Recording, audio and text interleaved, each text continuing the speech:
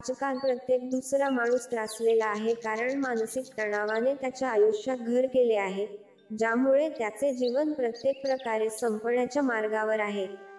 त्यामुळे त्याच्या लैंगिक जीवनावरही नकारात्मक परिणाम होत आहे. प्राचीन लैंगिक नियमांनुसार पती पत्नीमधील लैंगिक संबंध हे नाते मजबूत ठेवण्याचा आधार होता. परंतु ते करत असताना प्रेमाची भावना असावी, वासनेची नाही. त्याचप्रमाणे तज्ज्ञांचं असंही म्हणणं आहे की संभोग करताना तुम्ही या गोष्टी लक्षात ठेवल्या तर व्यक्तीचं लैंगिक आयुष्य खूप चांगलं जाईल आणि तुम्ही या आयुष्याचा खूप आनंद घेऊ शकता. 1. जर एखाद्या पुरुषाने स्त्रीच्या मासिक पाळीच्या पहिल्या 4 दिवसांत लैंगिक संबंध ठेवले तर तो एखाद्या आजाराचा बळी होऊ शकतो. प्राचीन नियमांनुसार पिरियड्स दरम्यान संभोग करू नये. 5व्या, 6व्या, 12व्या, 14व्या आणि 16व्या दिवशी शारीरिक संबंध ठेवणे खूप चांगले मानले जाते. 2. ब्रह्मवैवर्त पुराणानुसार सकाळ आणि संध्याकाळच्या पूजेच्या वेळी स्त्री पुरुषांनी संभोग करू नये.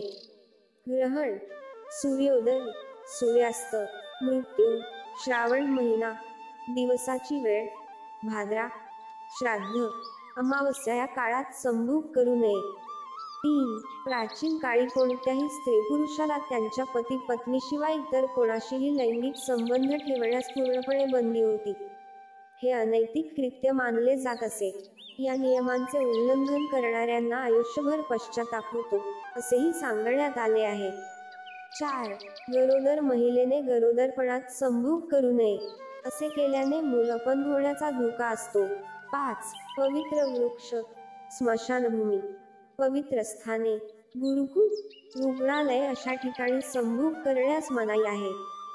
जर एखाद्या व्यक्तीने असे केले तर त्याला आयुष्यभर भयानक आजारांना सामोरे जावे लागते. 6. जर तुमच्या जोडीदाराला संभोग करायची इच्छा नसेल किंवा तो दुःखी असेल तर तुम्ही त्याच्याशी संबंध प्रस्थापित करू नये. असे करणे एखाद्या गुन्ह्यापेक्षा कमी मानले जात नाही. 7. संभोग करताना स्त्री आणि पुरुष दोघांचे गुप्तांग पूर्णपणे स्वच्छ असले पाहिजेत. या कारणास्तव प्राचीन काळी संभोग करण्यापूर्वी स्नान करणे आवश्यक मानले जात असे. 8. कामसूत्राचे लेखक आचार्य वात्स्यायन यांच्या मते स्त्री आणि पुरुष दोघांनाही कामशास्त्राचे पूर्ण ज्ञान असले पाहिजे, जेणेकरून ते त्यांचे लैंगिक जीवन मनोरंजक बनवू शकतील.